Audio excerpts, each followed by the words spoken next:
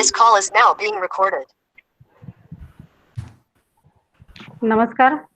पुन्हा एकदा सर्वांच्या समोर यायला खूप आनंद होतोय. मी Dhanika Savarkar, council for creative education Finland या संस्थेनं 10, 11, 12 जूनला जी मराठी कॉन्फरन्स पहिली घेतलेली होती रिजनल लँग्वेजची, त्या बाबतीमध्ये आपण पुढे आता पुढच्या प्रवासाला निघतो आहोत. पेपर प्रेझेंटर्सनी जे पेपर्स पाठवलेले होते त्या सगळ्याबद्दल सगळ्यांचे एकतर अभिनंदन. खूप सुंदर 3 दिवस सगळ्यांचं कोऑर्डिनेशन झालं होतं. सगळ्यांचे पेपर्सही विषयही वेगळे होते. त्याबद्दल सर्वांचं अभिनंदन. आता पुढचा जो आपण याचा भाग आहे तो असा आहे की माझ्याबरोबर आणखीन माझे 4 मेंबर्स आहेत की जे CCEनं आपली पहिली मीटिंग झाली होती त्याच्यामध्ये इंट्रोडक्शन केलेलं होतं आणि सगळ्यांना नॉमिनेशन करण्यासाठी सांगितलं होतं की ज्यांना कुणाला याच्यामध्ये ॲज अ रिव्ह्युअर म्हणून भाग घ्यायचा आहे किंवा ई-बुक पब्लिकेशन कमिटीमध्ये आपल्या जॉईन व्हायचं आहे त्यांनी नावं द्यावी. सो आपल्याबरोबर आता 4 माझ्याबरोबर आहेत. सिमरन बलानी मॅम, शिल्पा गोरे मॅडम, नेहा परब आणि संगीता कुलकर्णी मॅडम. सगळ्यांचं मी या मीटिंगमध्ये आता स्वागत करते. इथून पुढे आपण हे मुद्दाम का करतोय सांगण्याचा उद्देश असा आहे की ज्या वेळेला आपण पेपर्स आपल्याकडे आले त्याच्यामध्ये एक पीअर असेसमेंट ज्याला म्हणतो आपण की आपणच आपले पेपर आपण इन द सेन्स माझ्या बरोबरच्या जे प्रेझेंटर्स आहेत त्यांनी आमचे पेपर जे आहेत ते रिव्ह्यू करावेत. त्याचे क्रायटेरिया जे असतील त्याच्याप्रमाणे पुढच्या आता बोलण्यामध्ये येईलच टीम मेंबर्सच्या.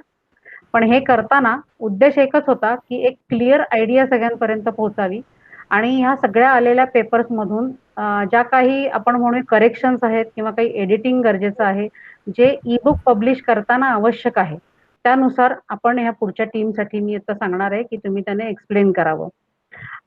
तसंच त्याच्यामध्ये आपण म्हणतो की काही वेळेला असं होतं की क्रायटेरिया जरी आधी दिलेला होता किंवा वेबसाईटवर काही दिलेला होता तरी सुद्धा काही शंका असू शकतात. तर बऱ्यापैकी शंका आता ह्या पुढच्या ज्या सिमरन मॅडम बोलणार आहेत किंवा संगीता मॅडम सांगणार आहेत त्या प्रोसेसमधनं क्लिअर होतील. सो मी सिमरन मॅमना विनंती करते की यांनी पुढचा जो पार्ट आहे या मीटिंगचा तो कंटिन्यू करावा आणि तुमचे जे रूल्स आणि आपण जे बाकीचे क्रायटेरिया दिलेले ते एक्सप्लेन करावे. थँक्यू. थँक्यू धनिका मॅम आणि सगळ्यांना नमस्कार. जसं धनिका मॅम म्हटले खूपच हॅपीनेस आहे की आम्ही इकडे परत भेटतोय या फोरममध्ये. माझं नाव सिमरन बलानी आहे. मी बँगलोरमध्ये राहते आणि हा एज्युकेशन आणि ह्युमन रिसोर्सेसचा 22 वर्षाचा एक्सपिरियन्स आहे. मी थोडक्यात सांगणार आहे आम्ही काय बघणार आहे पेपरमध्ये. So we are looking at your papers in the entirety. When I say entirety, which means we are looking how the flow of the paper is. So the content may be very nice and sharp, but we are trying to make it more user friendly. As Dhanika ma'am said, it is going to be a part of e-book publication. So when somebody is watching or looking at e-book and goes on a particular paper, they should know what are the contents, topics, subtopics. So first and foremost, we will look at the title and we look at if the title is connected to the entire content. We are looking at how a lot of papers are giving us ideas of innovations and recommendations. We are trying to see how we can highlight that better. We might come back to you, we might put in your paper as a comment. Please remember, we will not be changing your paper. We are not authorized to do that. We will be just putting comments where you can know that, okay, this paragraph can be divided into 2 or 3 more paragraphs. This paragraph needs more highlights. Maybe somewhere we need more information. Like I have reviewed some papers which are very nice and I feel that they might end much better if they provide more recommendation, because then it is helpful to somebody who's reviewing the paper. Also, along with this, we are looking at grammatical corrections. We are looking at content once again. We are also looking at if the references are sometimes cited, not cited. Can it be cited better? So, as I said, we will be putting it as a comment in the Word file. You will get this email from us. One of my team member will explain you how and when are those timelines.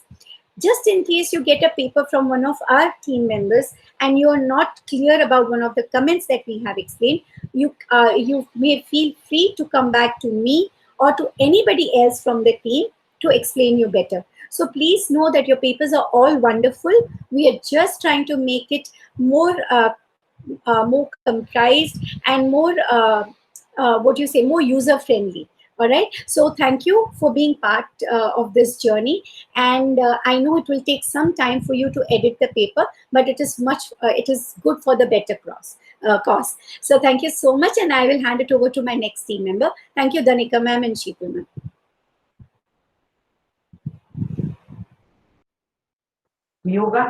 Shilpa madam तुमचा unmute करा microphone.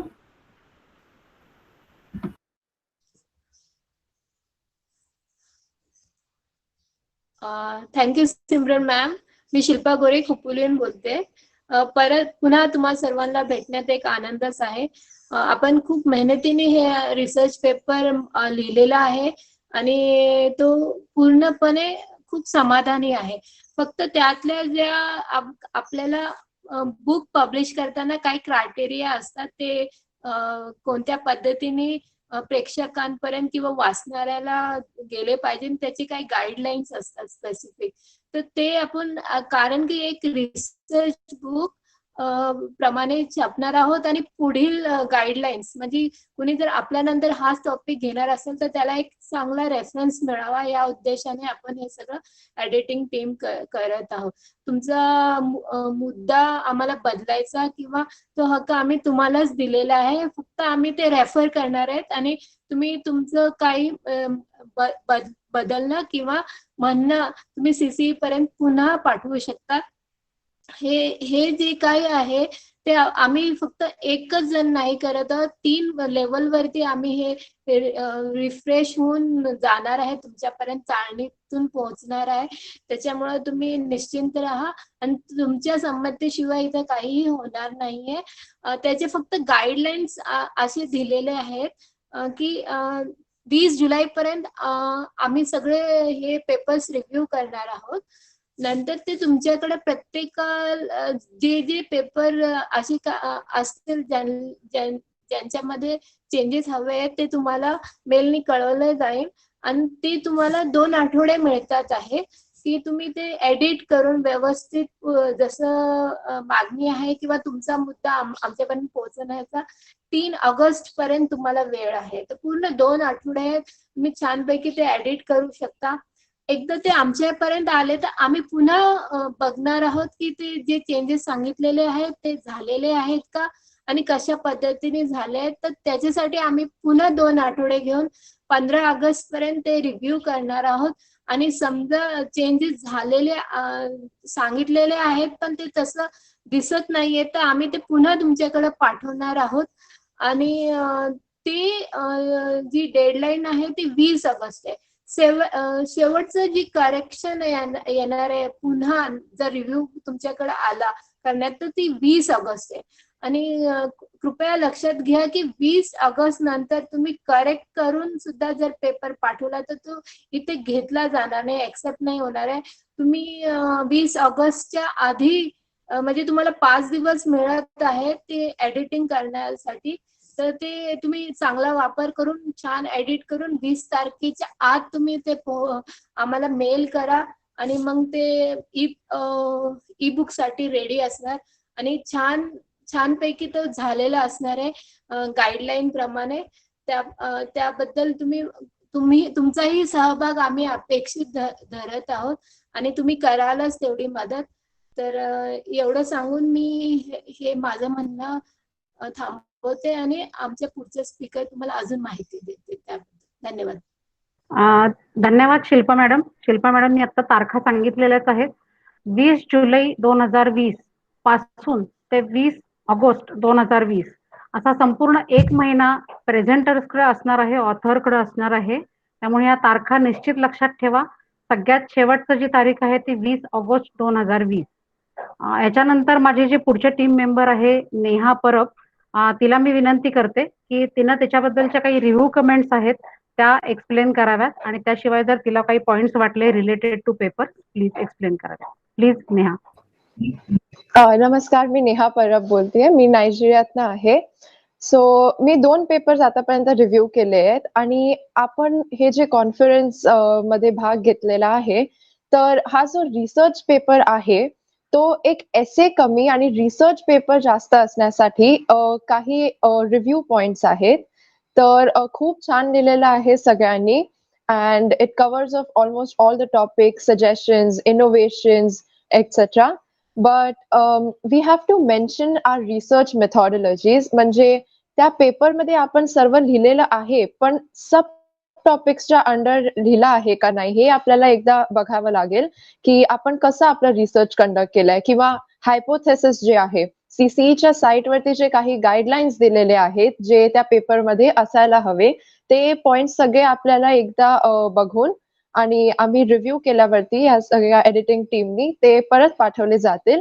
आणि तुम्हाला जे तुमचं research paper जे एस्से तुमचा आहे त्याला त्या फॉर्मॅटनी थोडंसं परत मॉडरेट करायला लागेल.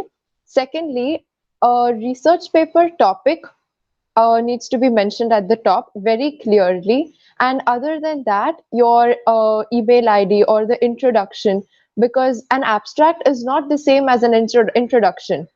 So very clearly we need to mention all of these points, and references are given for our better understanding, but a conclusion must be there towards the end of our research paper, that what is the whole purpose of our research paper.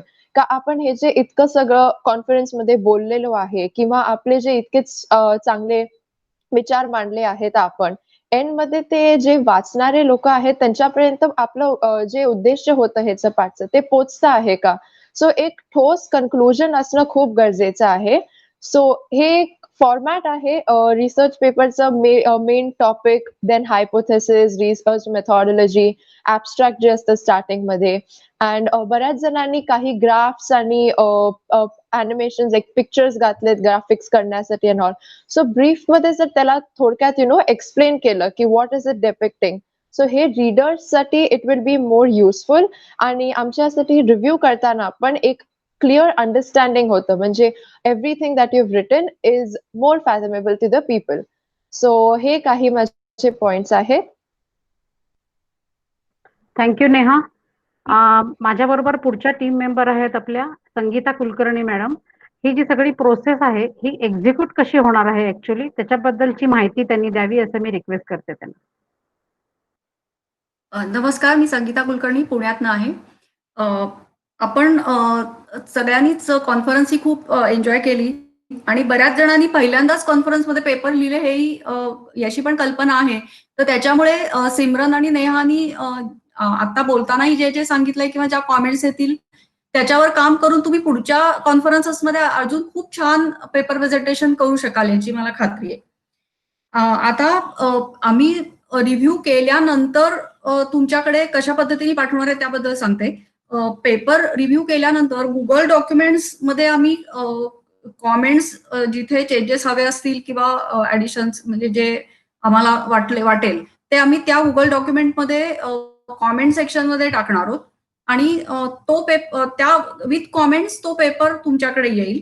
आता यात एक महत्वाचं सांगायचं असं आहे की आपण कॉन्फरन्समध्ये थीम नुसार पेपरचे ग्रुप केले होते, तर तो ग्रुपच्या चे सर्व पेपर तुमच्याकडे येणार आहेत. तर तुम्ही त्याच्यातला फक्त स्वतःचा पेपर बघायचा आहे, इतर पेपरमध्ये कुठलेही काही चेंजेस करायचे नाहीयेत, आणि फक्त स्वतःचा पेपर बघून त्याच्यामध्ये चेंजेस करायचे ते सेव्ह आपोआप होतीलच. आणि शिल्पा मॅडमनी सांगितल्याप्रमाणे 3 ऑगस्ट या डेटच्या आधी पहिल्या पेपर कॉमेंट्सचे रिव्ह्यू केलेल्या चेंजेस करून आमच्यापर्यंत पोहोचतील असं बघाल तुम्ही.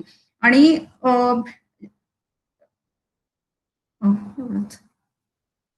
थँक्यू. ओके, धन्यवाद. शीतल, पॉइंट जर काही राहिलेले असतील तर एक त्याच्यामध्ये ऍड करू शकतेस आणि यू कॅन कन्क्लूड. हो, हे जे आपण आता सर्व डिस्कशन झालेलं आहे हे तुम्ही ऐकलंच.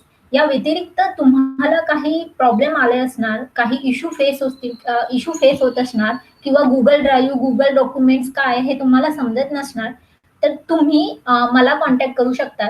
मी शीतल संभारे, किंवा माझा नंबर ऑलरेडी तुमच्याकडे आहेच, किंवा तुम्ही धनिका मॅमला कॉन्टॅक्ट करू शकता. आणि या व्यतिरिक्त आणखी डिटेलमध्ये तुम्हाला काही इश्यू असेल डॉक्युमेंट रिलेटेड वगैरे, तर ते तुम्ही आम्हाला info@ccefinland.org यावर ईमेल करून विचारू शकता. So thank you all. ओके, धन्यवाद. सगळ्यांना शुभेच्छा.